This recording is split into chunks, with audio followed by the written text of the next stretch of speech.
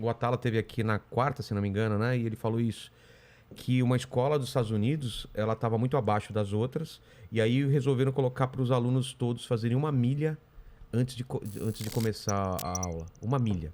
Uma milha. Eles descobriram, de repente, aquelas notas baixas, elas não só foram mais altas do que as outras escolas dos Estados Unidos, como eles ultrapassaram muitos países, entendeu? Legal. Então, ele descobriu essa relação do exercício, da atividade física, né, de você se movimentar, não só como benefício de taxa de gordura e tal, mas pro cérebro, cara.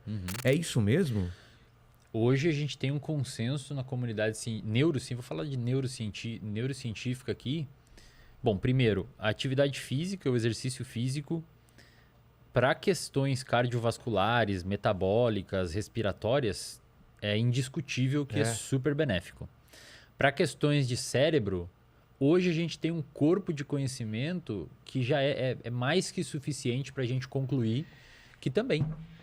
Que você fazer atividade física, e não só atividade física, você conseguir manter uma atenção na alimentação, manter uma atenção na sua rotina de uma maneira geral, é igualmente benéfico para o cérebro. Tão benéfico quanto para a parte metabólica. Porque, no final das contas, os dois estão interagindo.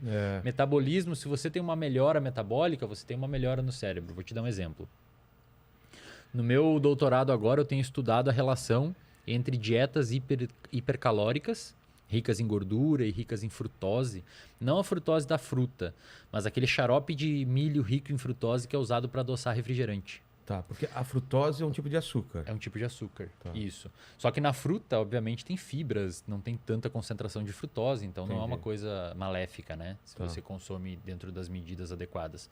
Agora, quando você pega essa frutose, hiperconcentra ela e adoça refrigerantes, Que é o que o pessoal faz? que é o que o pessoal da indústria do refrigerante faz, a gente hoje percebe que ela é bastante maléfica a nível de sistema nervoso central, de cérebro.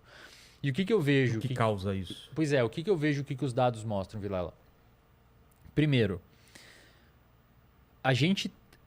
quando a gente entra numa dieta... Isso vai demandar uma resposta um pouquinho mais longa, tá? Quando a gente entra numa dieta ruim, acontecem algumas coisas no nosso metabolismo periférico, isto é, no nosso corpo. Ocorre um aumento de glicose, ocorre um aumento de lipídios, de gordura, LDL, triglicerídeos, etc. Mas também ocorre uma coisa que a gente chama de resistência à ação da insulina. A insulina é um hormônio que quando o seu açúcar no sangue sobe, a insulina permite que o seu músculo, o seu fígado, a sua gordura capte a glicose.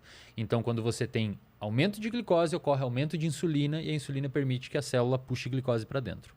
Diabéticos, que tem uma alta taxa de açúcar no sangue, de glicose no sangue, eles têm um quadro chamado principalmente no diabetes tipo 2, um quadro chamado de resistência à ação da insulina. Ou seja, a pessoa comeu tanto açúcar, comeu tanta coisa, que meio que o pâncreas, que é o órgão que libera insulina, liberou tanta insulina que a célula ficou resistente.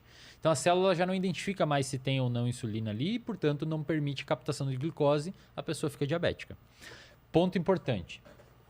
Hoje a gente sabe que a gente tem insulina no cérebro. Ah, é? A gente tem insulina no cérebro. Mas o mais interessante, cara, é que os nossos neurônios, que são as células que a gente tem no cérebro, um dos tipos de células são as células funcionais do cérebro. A gente tem 86 bilhões de neurônios, com B, 86 bilhões de neurônios. As células do cérebro, elas não dependem de insulina para captar glicose. Elas captam glicose não precisando da insulina. Aí por muito tempo se perguntaram por que a gente tem insulina no cérebro então? A resposta é que a insulina no cérebro ela atua em formação de memória, ela atua em foco atencional, em você prestar atenção nas coisas, ela atua em melhora cognitiva geral. Tudo isso é necessário para você passar numa prova, como a Atala falou lá dos estudantes. Então quando você melhora a sua capacidade de metabolização periférica da insulina, de utilização periférica da insulina, você melhora também a sua utilização central dela. Entendi. Então é impossível a gente dissociar mente, cérebro e corpo. As duas coisas são unidas. E quando você faz uma atividade física, você sinaliza para o seu cérebro que está tudo bem na periferia e melhora a microbiota, várias outras coisas importantes. Isso é um ponto. Então você diminui inflamação, coisas que a gente pode conversar. E a nível do sistema nervoso central, a nível do cérebro, você aumenta várias coisas importantes para o aprendizado de curto a médio prazo. A curto prazo, Vilela, se você, por exemplo, levanta de manhã ou ao meio-dia ou à tardinha, algum horário que você decide fazer atividade física e você dá uma caminhada de 1 milha, uma caminhada que for, não precisa ser nada muito intenso, você vai aumentar as suas catecolaminas, isto é, noradrenalina, as suas monoaminas de uma maneira geral. Você tá inventando essas palavras. Não. Pega a mina, traz a mina, né? Josemina. Josemina. E aí você aumenta a dopamina, você aumenta a noradrenalina, etc. Dopamina, depois a gente vai falar dela. Dopamina, vamos falar. E esse aumento é... Cara, trocando em miúdos, assim, basicamente, quando você faz uma atividade física, você formula uma sopa química no seu cérebro que permite você aprender melhor. Entendi. Isso a curto prazo. A longo prazo, você aumenta a quantidade, a produção de fatores que a gente chama de fatores neurotróficos. Isto é, são fatores que permitem o seu cérebro se moldar e melhorar. Porque o nosso cérebro é quase como se fosse uma impressão digital do nosso comportamento. Ele se molda estruturalmente, inclusive fisicamente, de acordo com o que a gente faz. Tá. Por exemplo, pessoas muito boas de memória, elas vão ter um hipocampo, que é a região do cérebro que armazena a memória, maior fisicamente mesmo. Tem um estudo que fizeram com taxistas de Londres. Eu sempre mostro esses estudos nos meus cursos, que os taxistas de Londres, para passar na prova lá para ser taxista... Eles têm que saber todas as ruas. Não pode usar o Waze. Eu vi isso. Exato. Eles têm que saber, né? A prova, cara, envolve decorar 25 mil ruas. 25 mil ruas, Para manter o lance tradicional, para manter né? negócio lá, etc. E os neurocientistas malandros pensaram assim, cara, se o cara decora 1000 que for para passar nessa prova, alguma mudança estrutural no cérebro dele vai ter em comparação a quem não conseguiu. Novas conexões, né? Exatamente. E eles fizeram isso. Foi publicado um artigo num jornal chamado de Cell, que é um dos melhores, Célula em português, um dos melhores jornais científicos do planeta. Eles pegaram 100 pessoas, 100 taxistas que iam fazer a prova e mediram o tamanho do hipocampo antes deles estudar para a prova. Tá. E depois deles estudar e fazer a prova, eles pegaram essas 100 pessoas e de novo olharam o tamanho do hipocampo. Chuta, aqueles que passaram na prova, e só os que passaram na prova, tiveram um aumento do hipocampo. O hipocampo aumentou um pouquinho.